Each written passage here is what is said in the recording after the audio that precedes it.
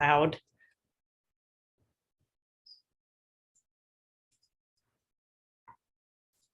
And so as we get started today, I am going to, let's see, turn on the live transcription here. And then we're officially going to get started. Okay, well, welcome to everyone. I'm delighted to be talking about Reframing Art History, this massive project that I have been spearheading at Smarthistory. I am Lauren Kilroy-Eubank. I am the Dean of Content and Strategy at Smarthistory and the General Editor for Reframing. For the purpose of this Q&A, I'm just going to call it RAW, which is what we call it at Smarthistory. It's just for ease and out of habit. I thought I would, like I said, just give a brief overview and then see what questions everyone has. So if you've not already had a chance to check out the textbook, this is the landing page. The Reframing Art History is a free world art history textbook. It's more than that, but it is open access for anyone who has, the ability to use the internet. And it's a really, I think, maybe I'm biased, a very exciting project that really is a truly collaborative effort. And I thought to begin this overview that I would at least thank the many people who have participated in this very directly, those who have participated more indirectly. But when I say it's a truly collaborative effort, I don't just mean myself and the 40 collaborators so far who have developed chapters, but I mean the entire team at Smarthistory and the hundreds of people who have offered their expertise to make essays and videos on Smarthistory. This literally would not exist without them, and to our funders who have supported this project and everyone in between. This, for any number of reasons, this wouldn't exist without everyone who has been here for the journey in some capacity. So turning to the book very particularly, when you're on the landing page, I wanted to at least draw everyone's attention that there are a couple of resources that you can peruse at your leisure that talk in more detail about how this book was developed and some ideas for how you can use it. And they are right here at the very top. Some of what I'll just say in this brief intro will duplicate that, but I wanted to at least mention it because I think there's some valuable information, depending upon what you're looking for, that you can navigate whenever you would like. As you scroll down on the landing page for RAW, you can see the chapters that are now published and those that are coming soon. You can also navigate this landing page in two different ways. The gallery view that you're seeing here, which is highlighted here in red, or if you're looking for something more like a table of contents, you can navigate to the list view that gives you a brief sentence overview of what the chapter is about. And as you kind of hover over the chapters, the images will change as well. So you can at least have a brief visual sense of what you might expect to find in any chapter. Now, the project, as of right now, as I mentioned, has involved 40 collaborators. That number will continue to grow. And how these chapters developed, in case you have not read how the book developed earlier, is that basically I invited people who I thought would be interested in this project and for which we had enough material to support. And I asked people, what do you do in your own classroom when you teach this material? You're a specialist, say, of Mesoamerica, and you are teaching the general art history survey, maybe a global art history survey. How do you introduce that material? How do you frame it? What are the important ideas that you feel that students, beginning learners of art history, need to grasp? And as I quickly realized, of course, this looks different for everyone depending upon your area of specialization. And so at the beginning of this process and conceiving of this very large project, I decided that I thought it would be an experiment, but a really wonderful one, to see if there wasn't a sole model for how to develop chapters. I really wanted people to feel ownership and to have their voice come through as to what they thought would be a compelling way to frame material. And so basically their task was to think of a way to curate the 4,000 essays and videos that we now have on Smarthistory. And so the metaphor I used with people is, it's like a museum. If we're a museum collection or a library, how do you devise a cohesive, compelling narrative around 15 to 20 objects, in this case, essays or videos that already exist on Smarthistory? And what is the text that you need to develop to frame that narrative? So like the wall text in a museum exhibition.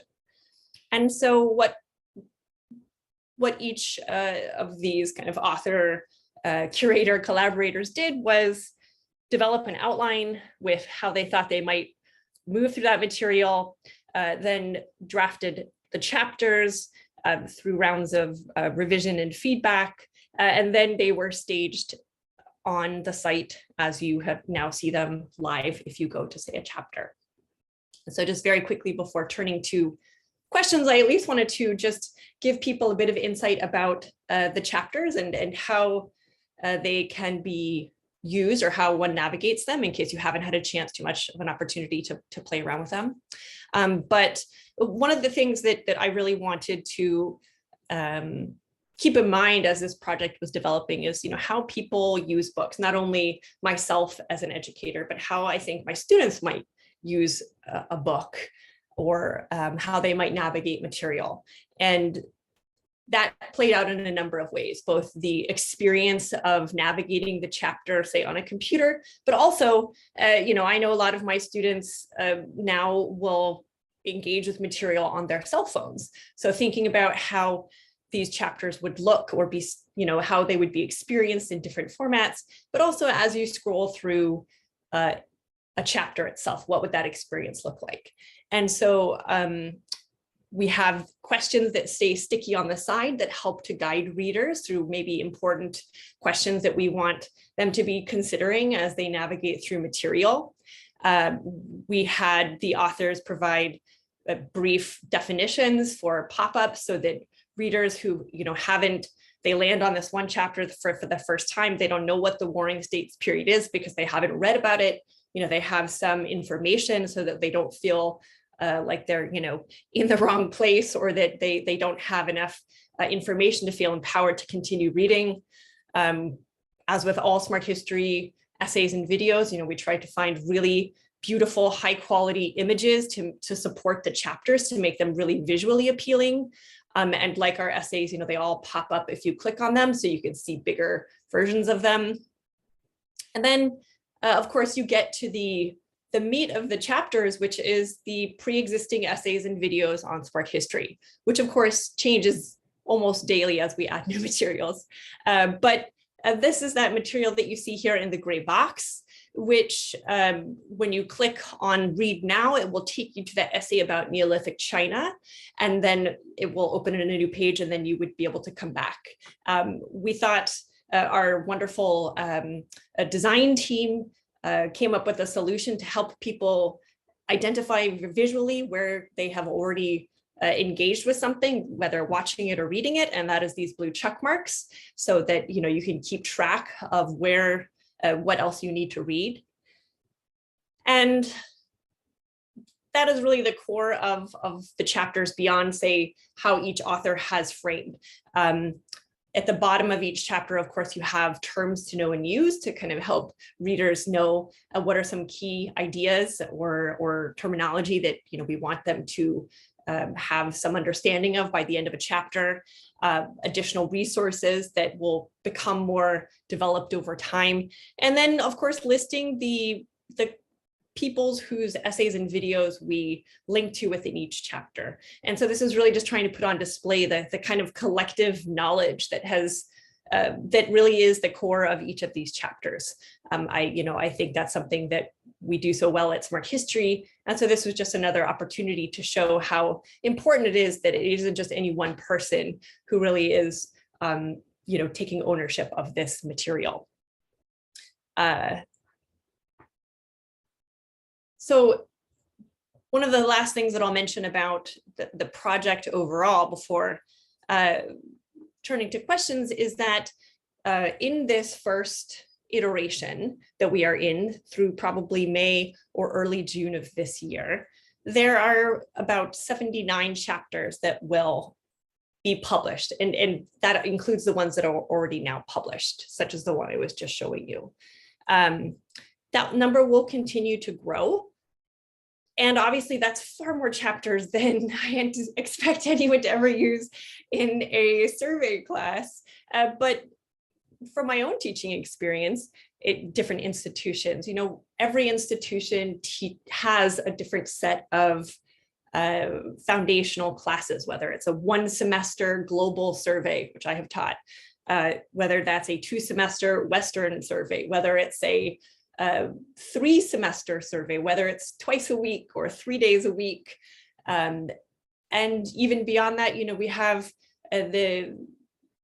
lots of folks who are kind of outside of that model who might not have even a foundational, sweeping survey, but say at my alma mater at UCLA, we had a different type of survey classes that would just be, say, a 1 quarter on, Chinese art as a kind of introductory class. So all that to say that I wanted to have enough flexibility that people could assign chapters in whatever arrangement they thought would be the most useful for their classes, whether that's, like I said, a really basic foundational survey to even more upper tier, broad sweeping surveys like, Asian art. And so I don't expect anyone to use this in a linear way because there would simply be too many chapters, but there's kind of built into it a lot of different ways that one could move through it. The last thing I'll mention, and then I promise I'm just turning to questions, is that one of the populations that I really wanted to keep in mind also when developing this book is all the many people who are teaching the AP Art History class, because on Smarthistory, we have a devoted page for all of the list of the 250 objects, but in conversations with many different folks who are teaching that class, I continue to hear that they would like maybe to see how those objects fit into a broader context. And so all of the AP 250 objects will be represented by the end of the 3rd iteration. And I would say about 50% of them will be represented by the end of this 1st iteration. The 3rd iteration will probably come to, I hope, come to a conclusion in the next couple of years. It's a little bit hard to say as things keep, derailing consistent time planning. But that is something that in many of the chapters now currently there are AP objects listed there. And so I try to keep lots of different populations and audiences in mind when kind of helping people develop their chapters. So let me turn to some questions.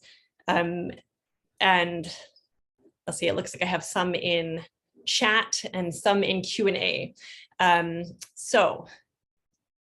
first one, I'm going to keep this webinar to 30 minutes total. I imagine there will be questions that go beyond that. And if you have them, please don't hesitate to reach out or ask them on the Smarthistory Commons on Facebook.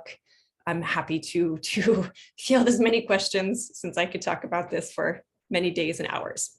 Currently, there is no way to get a printed copy of Reframing Art History. It is something that we are thinking about and wondering how that would work. But as you can see from just walking through the landing page and the chapter, it's not something that has been fully developed or worked up at this particular moment.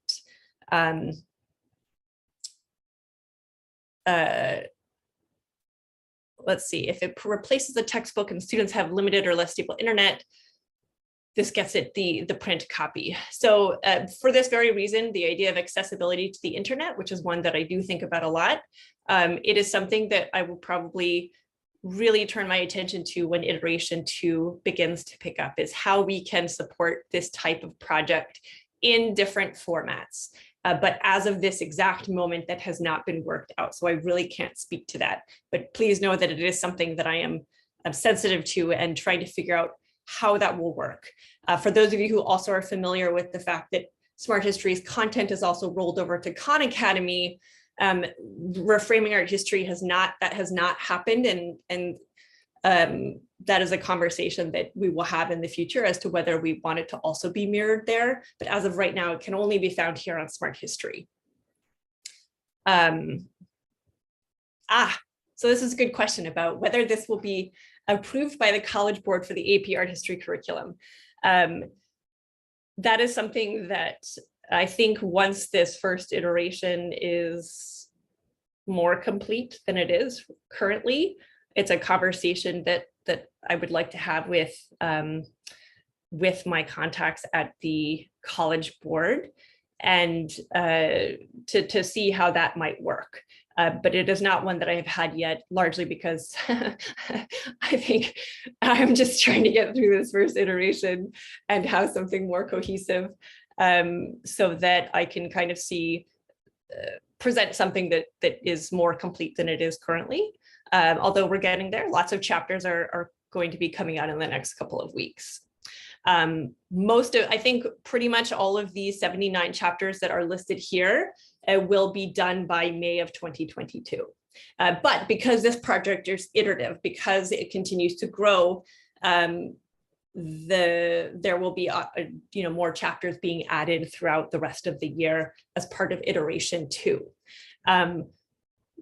One of the, if you've looked through all the chapters, you've definitely noticed that there are areas that are not represented here yet, or partial stories, parts of the world that are really not represented here well currently. And that is not due to lack of interest. It is largely because we just need to grow more essays and videos first on Smart History, and we are actively always doing that. And it means that, that those will likely develop in later iterations, because we are kind of currently developing those areas more fully. This textbook is separate from the other content and articles on Smart History. So the chapters can really only be found if you go to the landing page for Reframing Art History. You will not currently see these chapters on other landing pages. We are trying to figure out ways to help identify what is a chapter versus, say, an essay or a video.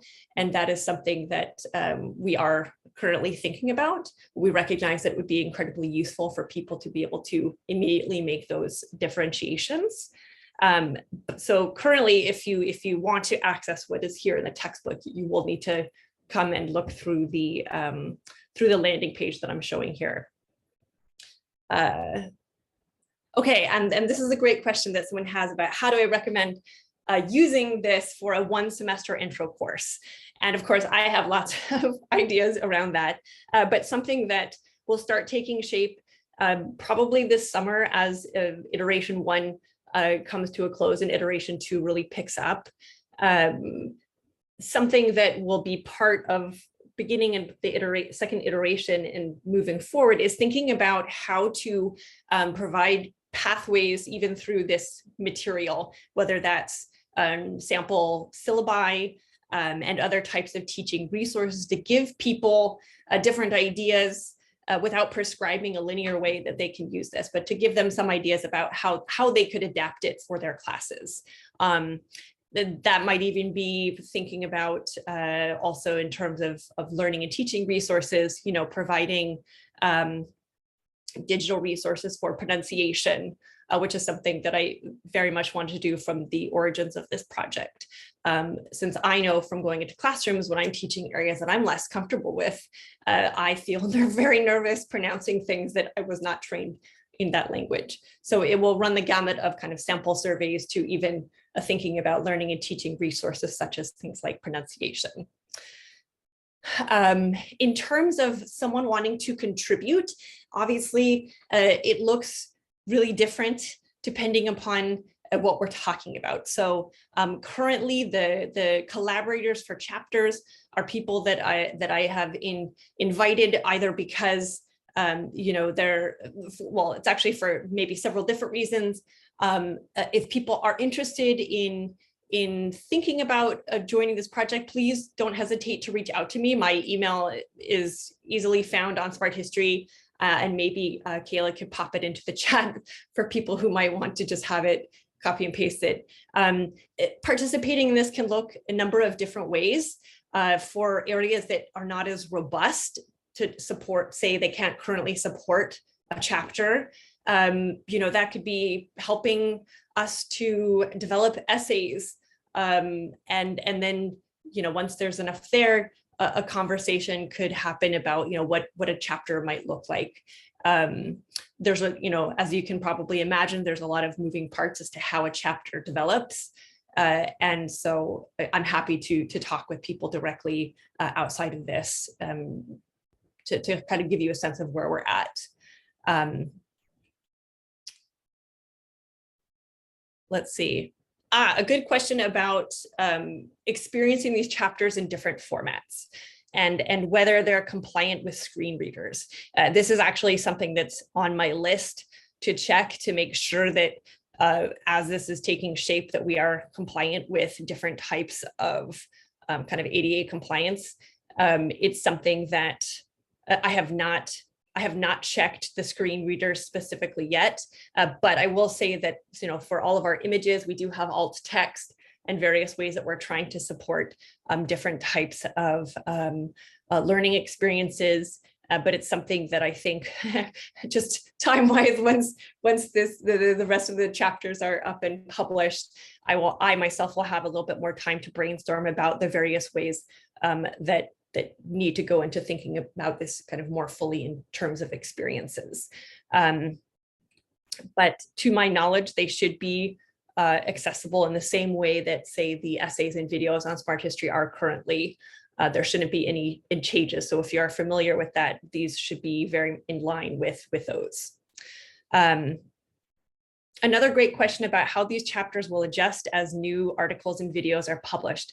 And the answer to that is yes, certain chapters will adjust.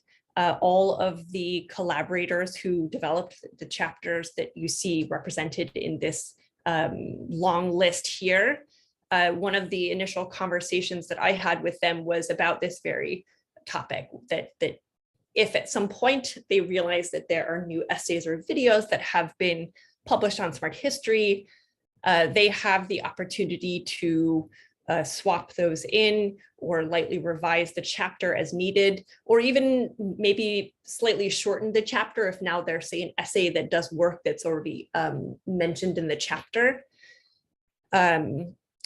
So that is something that everyone is aware of, and I think that's particularly useful in case we have a new updated essay or something that is more in keeping with the chapter. That is something, though, that will be run by each author. That is not a decision that I nor anyone else at Smarthistory would make for them. It's something that they would have, they would need to make the decision to make sure that that they don't feel like the integrity of the chapter is transformed in some capacity. There's a great question here about redundancy. How much redundancy is there between the chapter text and Smarthistory essays that are linked to? And the answer to that is not as much, not that much. To some degree, that's inevitable if people are kind of building up to a broader idea as part of the chapter. But because these chapters are, I would say, are predominantly thematic, whether that's themes moving chronologically or kind of more radically thematic in conception, there is not that much duplication. What the chapters, I think, do really brilliantly is all of these authors really got to talk about themes and ideas that maybe are noted in videos and essays, but they got a chance to develop those bigger ideas, the glue that kind of holds some of these things together. And they all do that in different ways. They are also talking about the material differently than, say, how it might be organized currently on Smarthistory. And I just will give people an example here. So in this chapter, for instance, the author is really talking about contemporary artists responding to artists in the so-called early modern period. And so much of what's written here is kind of helping to kind of unpack why artists today would do that, what's at stake, and why that is important. And so when you then link to the various essays and videos, you know, they may have been developed with very different goals in mind, even if some of those same ideas are very much at their essence as well. So I wouldn't expect there to be, for anyone reading this, to expect there to be a tremendous amount of duplication. So let's see. What other questions do I have here? Someone mentioned, is there a symbol for chapters that have the AP curriculum for ease of use or separate list? And the answer to that is yes, there will be, not so much a symbol, but there will be a list. It's one that I've started putting together so that it's easy to see the correspondence between what is in each chapter related to the AP material. That's something that probably will be in development for the rest of the year and will obviously be updated as new chapters develop. But that is something that will happen, because I know that would be a very useful teaching resource in a number of different ways. So yes, that will be there at some future point. Let's see. Another question about sample course schedules to using the chapters. When there are kind of sample syllabi being used or developed to kind of give people a sense of how they can use it, yes, we will be developing that, keeping in mind that it won't just be a singular example, but it would need to be maybe a sample of, say, 1 semester, 2 semesters, 3 semesters. So to really, as I mentioned earlier, kind of keep in mind that people are teaching on very dramatically different schedules, but also maybe even the class that is offered in those schedules might look very different. You know, this is really intended to be a book that can be used by everyone very broadly, regardless of whether they're teaching, say, a world art history survey to still a Western survey to 1 semester to 3 semesters and kind of everything in between.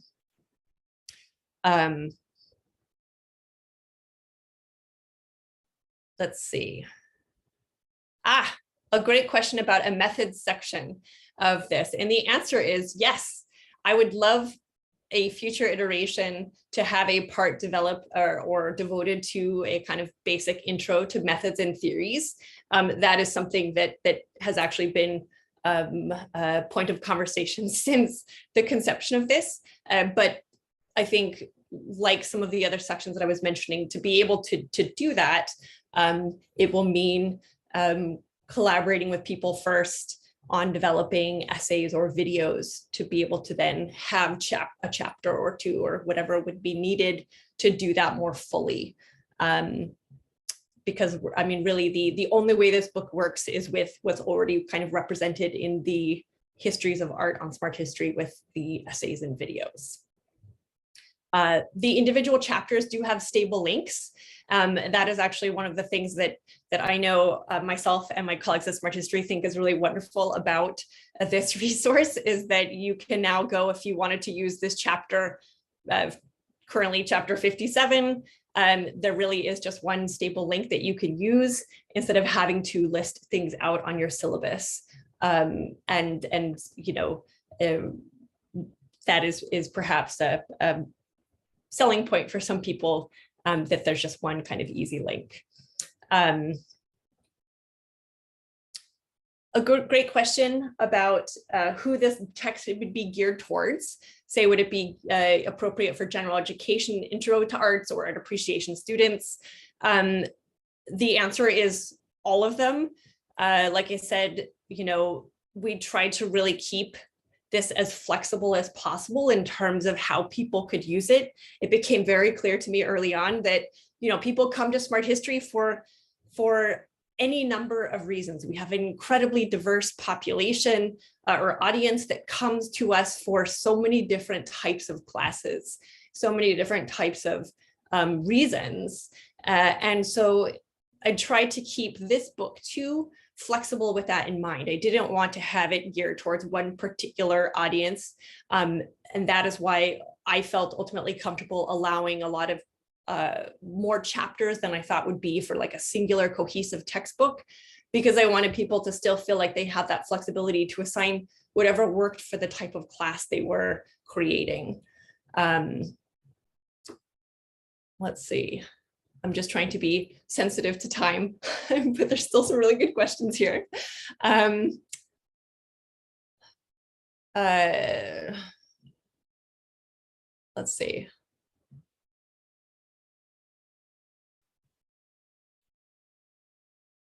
So there's a question about three-dimensional objects and whether there will be the availability to view them with virtual reality devices in later iterations. So that would probably be something that would be a larger conversation for us to consider. I think right now, if you are on certain chapter pages, we do use Google Street View to particularly say for architectural spaces or larger sites so that people can navigate that way. I know some essays, people have been using Sketchfabs to give three-dimensional models of spaces. But currently it would probably be challenging for certain reasons for that to happen with these, but it's certainly a good idea for us to be thinking about how we can further help people experience even virtually three-dimensional spaces and objects. And that is something that we do think about frequently. Let's see. I think I've answered most of these. I see one at the end here about instructor PowerPoints for the classroom. And this is something that we have been talking about, how we can provide other types of teaching resources, as I was mentioning earlier. And I know that this would be incredibly useful for a lot of people to have PowerPoints that represent kind of what's currently in the chapter. I think that's something that we'll be talking about more probably starting over the summer. I think we just have to find a good solution to how that would work, especially if chapters were to be ever lightly altered. But it is something that we are actively thinking about, among other things, of how we can really help people who are busy and tired and don't necessarily have a lot of time to be gathering these things.